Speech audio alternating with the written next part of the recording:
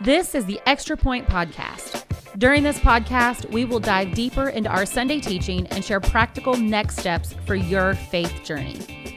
Now, let's kick off the Extra Point.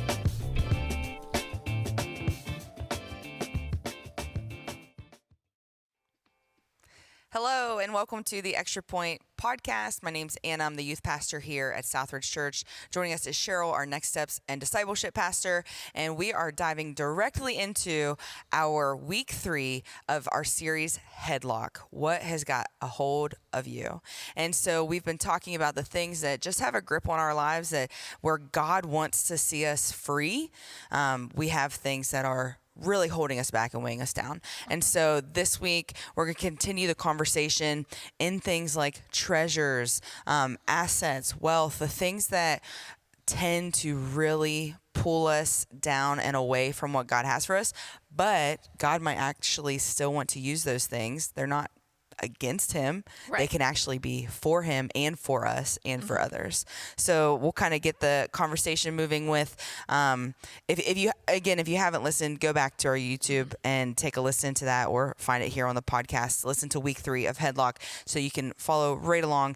I want to ask you, Cheryl, if somebody, this is from the series, from the teaching this weekend, if somebody had a snapshot of your calendar, your stress levels, your financial decisions, and maybe even if they could get a picture of your brain, your thought patterns, what would the takeaway be of the weight that you're carrying?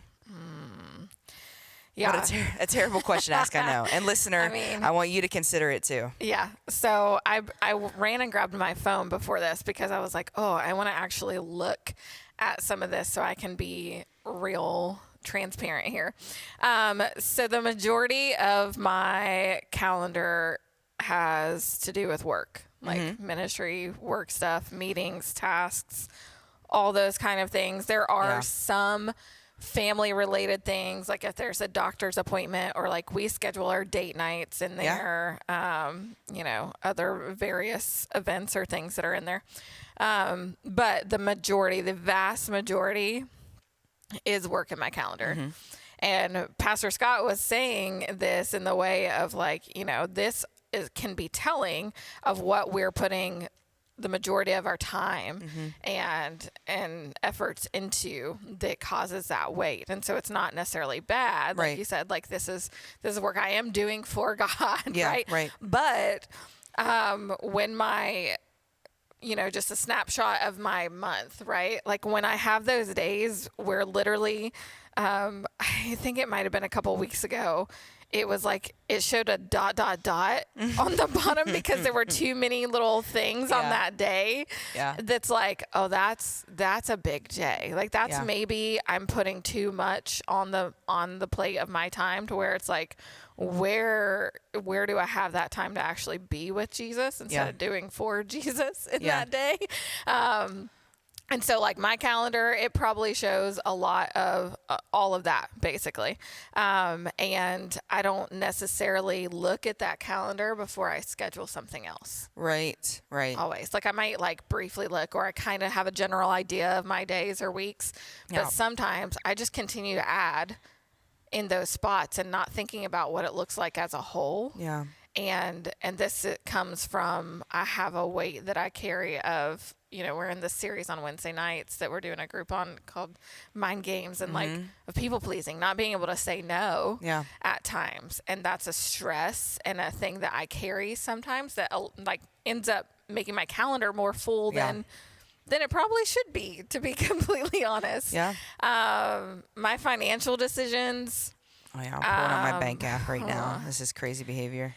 Yeah. So I know without a doubt that we spend way too much money eating out. And it's expensive. Like food in general is expensive, but eating out is way more expensive. And so, I think, but that also is a reflection of how I'm using my time, because often the eating out comes from my calendar is too full to maybe go to the grocery store or like be able to cook. And so it's like, if I'm constantly running and doing all these things, that ends up making my decision for what we're eating be something like to the negative.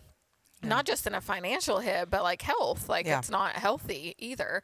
And so, so I think all these things really do play in with each other. Like they all kind of affect one another, I think, because my thought patterns are constantly on work stuff, ministry, people, worrying about them. Who do I need to meet with? Who can I maybe, help wrestle through some things with this week or whatever. And so I'm constantly on that pattern of those things, which ends up putting some things on the calendar, and it just is a cycle to where sometimes that weight, it can be, too much, because am I actually allowing myself the time to rest and the time to really trust God with all those things? Like, hey, if this doesn't get done, do I trust God enough with what I'm doing that everything's going to work out and be okay? So. No, I think that, so actually I was having a conversation with somebody not that long ago about this idea that Jesus doesn't just save us for eternity. Mm-hmm. When we come into a relationship with Jesus, that's salvation now and that's freedom now. And it's spiritual from sin. It's also emotional, physical, mental. And we start to he wants to change our whole person. Yes. And I think these things are affected by it. Yeah. For me, this is funny, but it's actually making me feel not that funny. But I did pull up my current transactions, and I had a in this whole page, there's 1, 2, 3, 4, 5, 6, 7 transactions, and of the 7, one of them is a generous. That's it. Of 7, 1 out of 7, and I bet if I scroll, there won't be another generous for maybe 7 or plus more. And so that is telling. If I'm a person who God's called to generosity, and that's a part of our life, then that is telling of what we're up to. But also, it matters what we're giving towards, and the amount, because you might have a couple in a month, but that amount might be way more than 15 of those others. Yes. And so so that does matter as well. But I think within this, Pastor Scott used that illustration of when we're putting too much weight on those things, that it can end up those things can't always bear that weight. And so knowing my time and my schedule, can my body bear that weight? You know what I mean? I talked earlier about my eye twitching, and I've been trying really intentionally since it started to get some good sleep, but it still hasn't gone away. And I'm maybe I am, still not doing something right where my rest isn't affecting my body in the way that it needs to, because it won't stop. And so, and so that's where it's not just, I think these things affect your body, your health, your mental health, all of those things when it's not aligned right. Yeah. When we look at those snapshots and then we actually take stock of how our bodies are, what our mental thoughts are. I often say, I know when I'm carrying too much, when I start to get really tense in my neck and my shoulders. Yeah. Yep. If I do just occasionally throughout the week or days, I will pause and just how does it feel in my body? Right. Yeah. It sounds silly, but it's so easy to not think of those things. And if I just pause and I'm right now, currently I have some tension here. Mm-hmm. It feels tight. Mm-hmm. And so I'm obviously got something going on. Yeah. That's maybe out of alignment that is causing me to feel that. Yeah. And so then once I feel that and I realize it and recognize it, then I can try to see okay, what have I put on me that is making me feel that way? Sure. To where then I can say, okay, maybe now this is too much. I need to say no to a couple things, or I need to realign and rework my schedule so I have some rest here.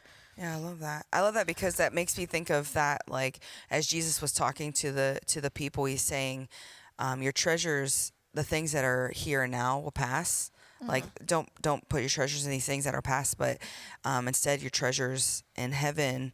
And he's saying heaven is where God is. And I think that in those moments, as we kind of red flag or caution flag or whatever these things, we can go, okay, God, like, where are you? Yeah.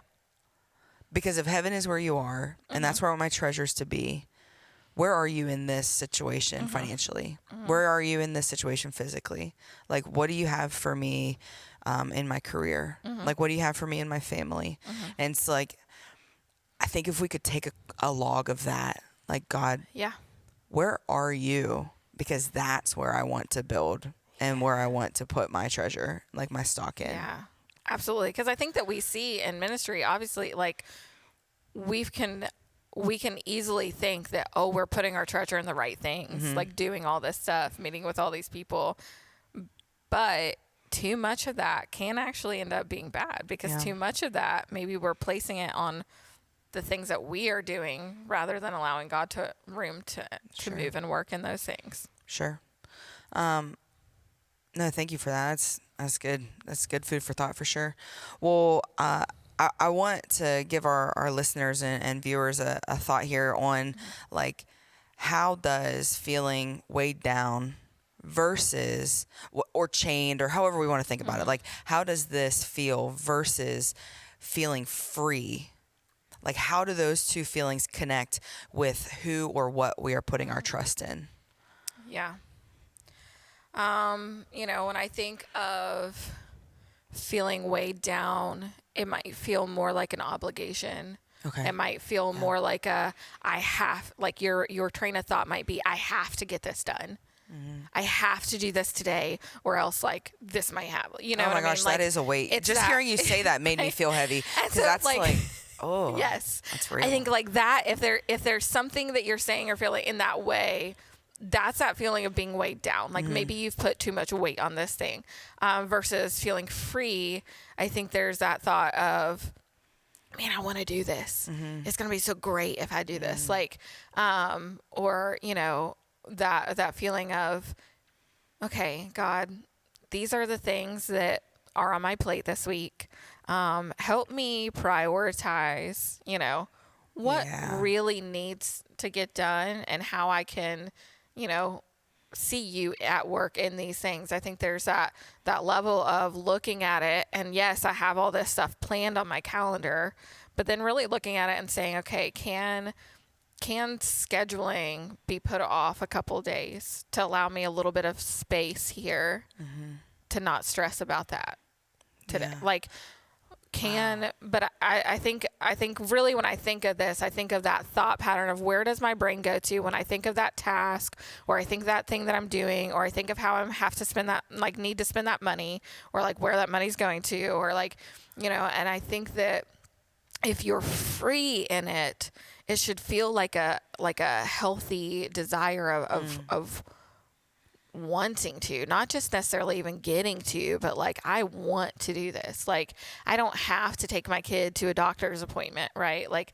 I want to take my kid to a doctor's appointment, because then I can know that I'm doing what they need to make sure that they're growing right, and doing all these things to really care for them in that way. Like, and I get to do that, like, as a mom. Like, there are many people who don't, have that opportunity to do that don't have kids that would love that, like, kind of thing. But too often, some of those things become like burdensome because there's so much else on there that we feel that weight of it, and it's not like a joy anymore. Like, let me ask this: are those things that end up, as you're speaking, I'm thinking, but those are the things that we say is treasure. Like, we say that's treasure, and it's weighing us down. It's making us feel obligated, worked up, like chained to a significant lack of freedom. And I don't think that treasure can be separated from trust. No. I think that they are a pair. Yes. So, like, whatever you trust in is where your treasure is. And if you trust that your family will be where your biggest joy comes from, they will be your treasure. And if something tragic happens, Yeah. That's a huge loss. It's a loss anyway, but it's going to be unreal. Yeah. And whereas what God is promising us is he's saying, if you put your treasure with me, if you treasure your family, but you trust me with them, Yes. then whatever happens, you're trusting where the treasure still remains. Yes. And I think that can be with any, I don't know that I'm doing that in life in all areas, but I know I'm not. I'm hearing these words from what Jesus is teaching. I'm hearing Scott's teaching, and I think that trust and treasure, they are paired up. Yeah, absolutely. I think it goes back, like you were teaching. I got to be a part of your parenting group this past session, and some of that I feel like is in alignment with this of like, I have to understand and remember that like God cares for my kids actually more than I do. Yeah. Like, you know what I mean? Yeah. And so like, if I can trust God with my kids, cause I think that as parents, we maybe like get that pressure of, I have to,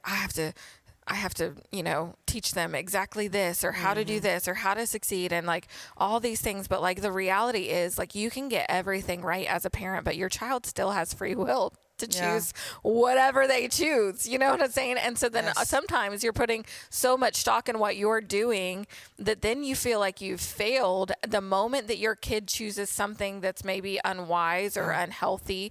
And now you're like, man, I've failed at everything. Yeah. But like, if we can remember that, like, okay, it doesn't mean that you don't teach them wise stuff. Right. It doesn't mean that you just hands off, but it means that like when I'm teaching, like I'm also trusting God to help guide them and direct them and guide my thoughts and my words to them and what I'm teaching. And those moments of where I could come like full on shame and guilt them because of something that they've done, or I can choose grace because grace is given to me in that moment. And I think when we put our trust in the right place with those things, and it should guide our decisions in somewhat of a way. Like, and I think that's what Pastor Scott's maybe getting at, is that like when we trust God with our time, talents, and treasures, then we can choose in such a way that it is freeing because I can choose to know that I can make wise choices in my finances and see God and his work within that. Yeah. I can choose a healthy amount of tasks on my calendar, right? Yeah. And trust that God will help get the other things done. Yeah. When it actually needs done. Yeah. And that my version of have to might not actually be reality. Yeah. That the world isn't going to collapse, or Southridge Church isn't going to, close its doors because I didn't get a note page done until later in the day. Like, I think it's freeing in that way when we can put our trust in God over those things. Yeah. To say, like, I'm going to trust God and what he says. Like, I think that's part of trusting God. Yeah. Is like trusting in his word and how he has instructed us in his word to live our lives in these areas. And most of it is through general, like, wisdom, right? Yeah. Like, I mean, it's one of those things of just saying, like, is this wise to, just treat my clothes like I don't care, right. And not actually take care of them to where then I'm buying clothes again and again. Like, is it wise? It's the difference between actually keeping up with oil changes in your car and not, right? Like, if you don't get the oil change in your car regularly, it's a way bigger mess. It's a way bigger mess, something that you might not come back from in that car, and there's like upkeep, manual, like regular maintenance that should be happening. I think the same goes for like our calendar, our finances, our all those things that we're doing. Like, there should be a regular maintenance that we're taking stock of. Sure. Like, to just reflect and say, okay, what's this saying? Am I feeling chained down or like burdened in this area, or am I feeling like at peace and free, like in this area? and then asking God to guide in either wherever you find yourself. Yeah. Wherever you find yourself, asking God, like, hey, am I on the right way? Because there are times where doing the right thing does still feel burdensome. There are seasons of that. And so to evaluate, say, God, is this doesn't feel super great. Yeah. Is it still the right thing?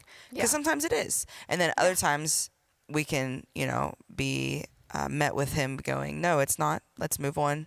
Yeah. And that's through scripture, community with other believers, through prayer, and just looking for what he has for us. Because we know, and as we continue in this series, we know God doesn't want you to feel like something has got a hold of you if it's not him. Yeah. He is the only one who wants to hold us, to help us, to transform our life from the inside out. And he wants to do that for every single person. Yeah. And if we can trust that he cares about us more than we even care about us, then we can start to see these things unfold in our life and true freedom come in our schedules, in our finances, in our concerns, our worries, our stress levels. And I know that I'm quite a work in progress. Yes, and if you are too, you're in the right place, because we're going to keep letting God do some stuff. Yeah. Thank you for chatting today. Thank you, listeners. Make sure you subscribe, share with someone today, and do not miss out on what we have next coming up just for you. We love you, and we'll see you next time. Thanks for tuning in to The Extra Point. Be sure to subscribe to the Southridge Church podcast and tune in every Wednesday for another episode of The Extra Point.